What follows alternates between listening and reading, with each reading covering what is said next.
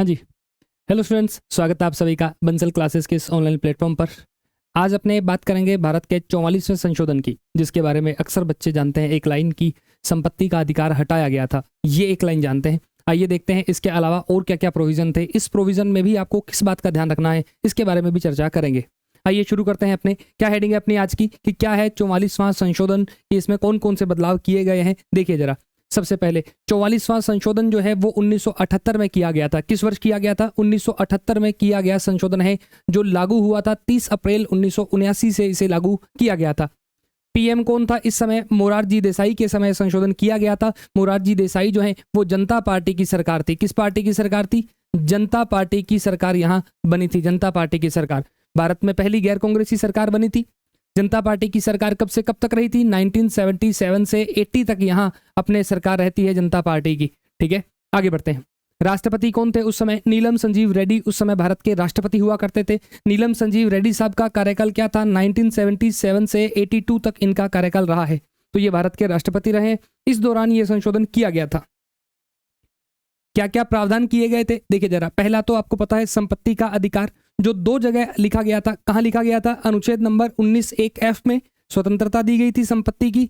दूसरा अनुच्छेद 31 में इन्हें मूल अधिकारों की सूची से हटाया गया। ध्यान देना इस बात पे, संविधान से नहीं हटाया गया बल्कि मूल अधिकारों की सूची से हटाया गया था। संविधान में डाला गया, संविधान में मूल अधिकारों से हटाकर, यहां लिख सकते हैं अपन कि यहां कहां से हटाया गया? मूल अधिकारों से हटाया गया, अधिकारों से हटाया गया। और शामिल कहां किया गया? संविधान के अनुच्छेद नंबर 300A में, संविधान के भाग 12 में शामिल किया गया। संविधान के भाग 12 में शामिल है। आगे बढ़ते हैं। भाग 12 की बात करें तो इसमें कौन कौन से अनुच्छेद हैं? इसके अंदर 264 से 300 और 300A, 300 और 300A जो है ये अनुच्छेद इसमें अंदर इंक्लूड किए गए। आगे बढ़ो। फिर और क्या चेंज हुआ? आपातकालीन प्रावधान, जो कि भाग नंबर 18 जो है, भाग नंबर 18 जो है उसमें चेंज किया गया। अनुच्छेद नंबर 352 में इसमें चेंज किया गया। 352 में कहा गया, क्या कहा गया? देखो जरा, पहले ये प्रावधान था कि आंतरिक अशांति, जिसकी कोई परिभाषा नहीं है, खुद सरकार डिसाइड करेगी कि आंतरिक अशांति है या नहीं, और ये डिसाइड किया गया था इंदिरा गांधी के द्वारा। आपातकाल भी लगाया गया था इंदिरा गांधी के द्वारा कि आंतरिक आपातकाल, जो आंतरिक अशांति के आधार पर आपातकाल जो लगा था वो इंदिरा गांधी ने लगाया था। लेकिन ध्यान देना, मोरारजी देसाई सरकार ने आंतरिक अशांति शब्द को हटा दिया था और उसके बदले में क्या शब्द जोड़ा था? सशस्त्र विद्रोह शब्द जो है वो जोड़ा गया था। सशस्त्र विद्रोह शब्द जोड़ा गया था कि अब आपातकाल जो लगेगा वो आंतरिक अशांति के आधार पर आपातकाल नहीं लग सकता, अब बिल्कुल सशस्त्र विद्रोह होगा, जो दिखाई देगा जब लोग सड़कों पर हथियार लेकर उतरेंगे, सड़कों पर विद्रोह होगा तो दिखेगा, और उस आधार पर आपातकाल लगाना जायज है।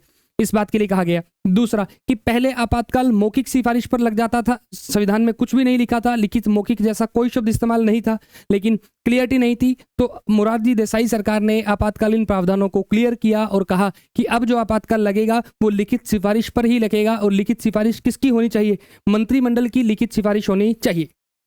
मंत्रिमंडल शब्द संविधान में केवल एक बार आया है, और वो कौन से अनुच्छेद में आया है? अनुच्छेद नंबर 352 में एक बार ये शब्द लाया गया है, सिर्फ एक बार शब्द आया है, मंत्रिमंडल, कैबिनेट। आगे बढ़ते हैं।